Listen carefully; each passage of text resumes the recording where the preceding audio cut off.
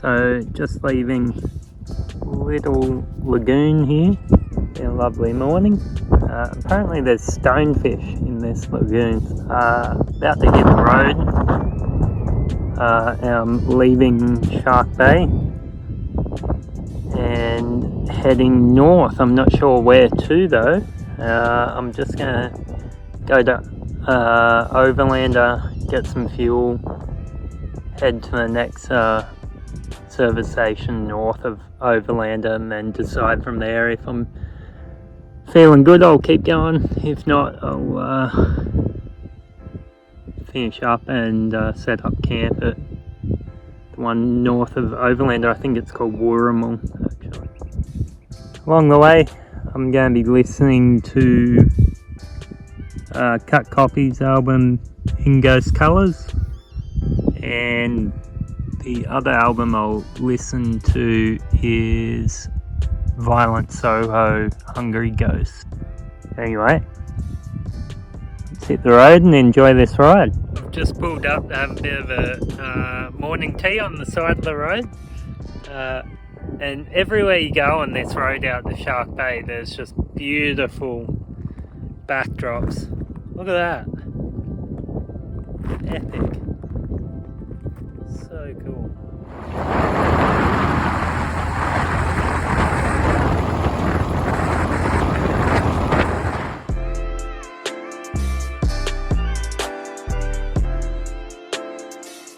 So I'm just leaving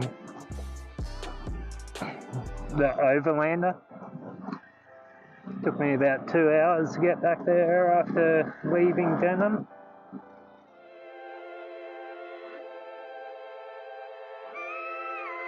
So I'm just cruising into Wooramel, and it's about the fastest I've gone. I was sitting between 85 and 90.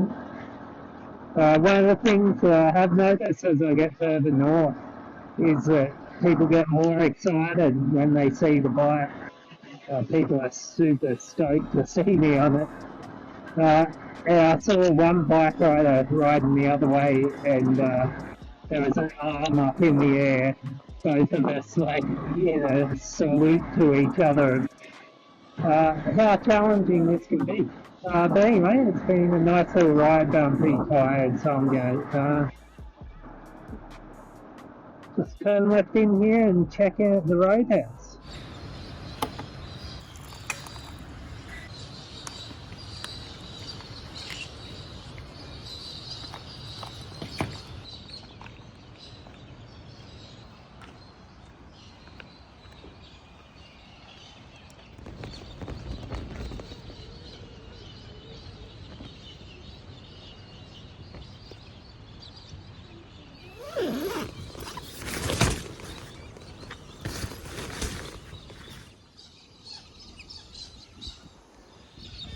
Just checking all my gear. Had a few visitors in the night last night.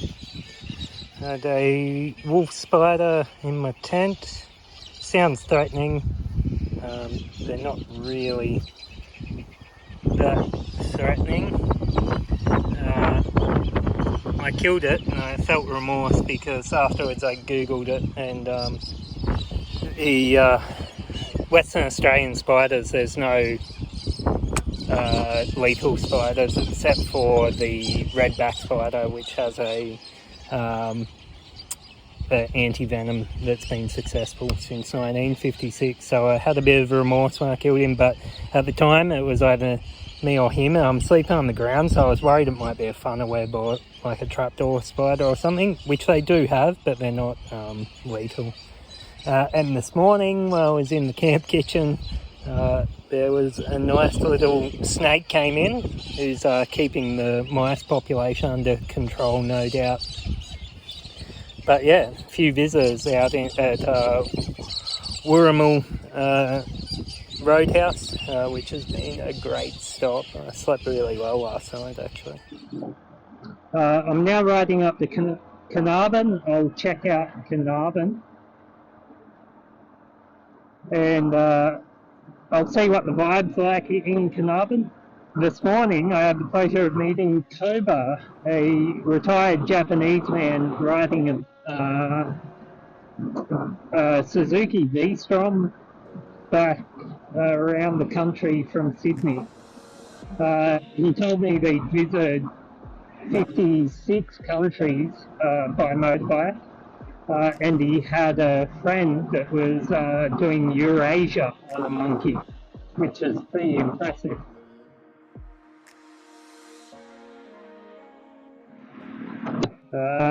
It sucks. I just got halfway down the road to Carnarvon and realised I left my camelback, or I've lost my camelback on the way up here. So I literally got to halfway to Carnarvon and realised that, and I've got to head back because I need the water. Grass! Okay, so great news. I only had to turn around and track back 6 kilometres. I actually must have put my camelback on my pack on the back. It must have just lasted 47 kilometres before falling off.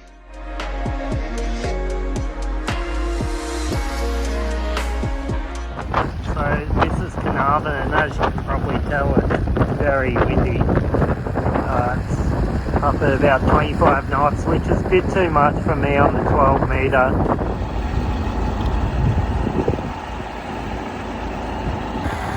Give you an idea of how windy it is. There's sand drift across the road that you navigate your way through. So I've just spent the night in Carnarvon. So I've done a couple of jobs overnight here. I'm debating whether to go kite surfing here in Carnarvon. It's really cold. And I've only got the rash vest that you've seen me wearing so far. So yeah, I forgot having lived in Darwin for a while. I forgot what it's like going out and getting cold, and how hard that is because your legs don't work and stuff like that. So it makes things pretty difficult, which is what happened the other day in Kalbarri, because I was only in that rash shirt when I was surfing, so I had no paddle strength, coupled with the fact that I hadn't surfed for ages, so I had no paddle strength anyway. Just made it really hard. So yeah, I'm umming and ahhing whether to continue up to Coral Bay or Exmouth. So I don't know what I'm going to do today, but it's only 6 o'clock, so I'll just go get some breakfast and worry about that later.